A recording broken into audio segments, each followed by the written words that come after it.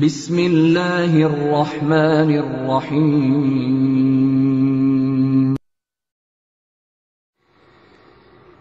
বিয়ে বিষয়ে আরেকটি কথা বলে রাখা ভালো যে বিয়ের একটি সুন্নতি খুতবা রয়েছে, যে খুতবাটি আপনারা সচরাচর খতিবদের থেকে জুমার খুতবায় শুনে থাকেন।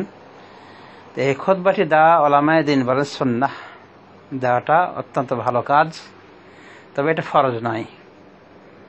সুনান গ্রন্থের এই সুন্নাত ভিত্তিক খুতবাটা পড়াটা ভালো, এমনকি উচিত, কিন্তু ফরজ নয়। কারণ রাসূলুল্লাহ সাল্লাল্লাহু আলাইহি ওয়াসাল্লাম তিনি কিছু কিছু বিয়ে পড়িয়েছেন কোনো প্রকার খুতবা ছাড়াই। যেমন বুখারী শরীফে হাদিস রয়েছে, রাসূলুল্লাহ সাল্লাল্লাহু আলাইহি ওয়াসাল্লাম একজন সাহাবীকে বলেছেন, যে সাহাবী অত্যন্ত দরিদ্র ছিলেন এবং তার কাছে কিছুই ছিল না দেওয়ার মতো মোহর হিসাবে। তখন রাসূলুল্লাহ সাল্লাল্লাহু আলাইহি ওয়াসাল্লাম তাকে বলেছিলেন যে তুমি কোরআনের কি কি সূরা মুখস্থ রেখেছো, তোমার নিকটে কোন কোন সূরা আছে?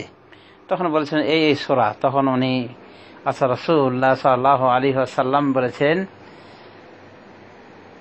জাওয়াজতুকাহা বিমা মাআকা মিনাল কোরআন, তোমার সাথে আমি তার বিয়ে দিয়ে দিলাম এর বিনিময়ে যা তোমার নিকটে রয়েছে, মানে কোরআন হতে, মানে কোরআনের সূরা যে মুখস্থ রয়েছে এর বিনিময়ে তোমার বিয়ে পড়িয়ে দিলাম। তার মানে এগুলি তুমি তাকে শিক্ষা দিবে পরবর্তীতে।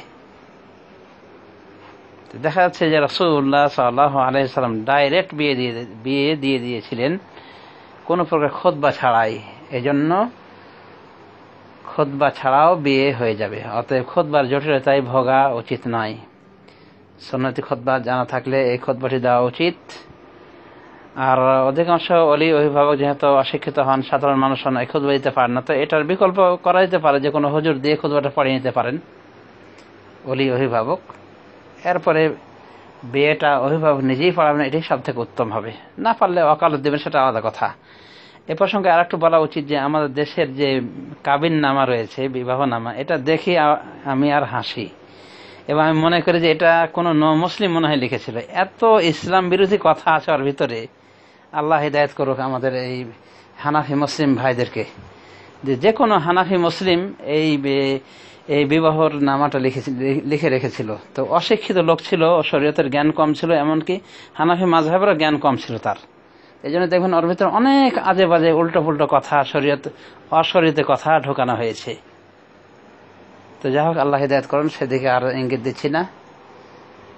এটা আপনারা কম বেশি সবাই জানেন। যেমন ওলি থাকতেও উকিলের প্রয়োজন, উকিলের নাম লিখতে হবে, অলির নাম লিখতে হবে, আর উকিলের নাম লিখতে হবে। তারপরে স্বামীর তালাক দেওয়ার ক্ষমতা খর্ব করা হইয়াছে কি না, এটা কি পাবলিকের হাতে রয়েছে, না বিবাহ যে পড়ায় তার হাতে রয়েছে? তো এই জাতীয় আজে বাজে কথাই পরিপূর্ণ। মনে হয় কোনো মুসলিম লিখে হবে ওই আমাদের সেই বিবাহ নামাটা, কাবিন নামাটা। আল্লাহ হিদায়াত করুন। এবং বেশিরভাগ যারা বিবাহ পড়ায় এখনো আমি লক্ষ্য করে দেখেছি অধিকাংশই অশিক্ষিত, খুতবাটা ভালো করে বলতে পারে না এবং বিবাহ পড়ার নিয়মটা ভালো করে জানে না। এবং এই জাতীয় অশিক্ষিত এই কাজীদের মাধ্যমে দেখা যায় যে গর্হিত কাজগুলি হয়, যে অলির অভিভাবক ছাড়াই তারা বিয়ে দিয়ে দেয় অল্প কিছু পয়সার বিনিময়ে। এরকম অঘটন তারা অহরহ ঘটাতেই রয়েছে আমাদের এই বাঙালি সমাজের ভিতরে। তো কাজীদেরকে আরও শিক্ষিত হওয়া উচিত ছিল, এবং সরকারের দায়িত্ব ছিল যে শিক্ষিত লোককে কাজী দিবে, কাজী বিভাগে নিয়োগ করবেন।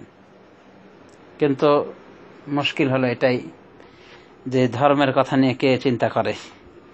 ধর্ম নিয়ে চিন্তা করার লোকের সংখ্যা অনেক কম। আল্লাহ রাব্বুল আমিন আমাদেরকে হেদায়েত করুন। আল্লাহুম্মা আমিন।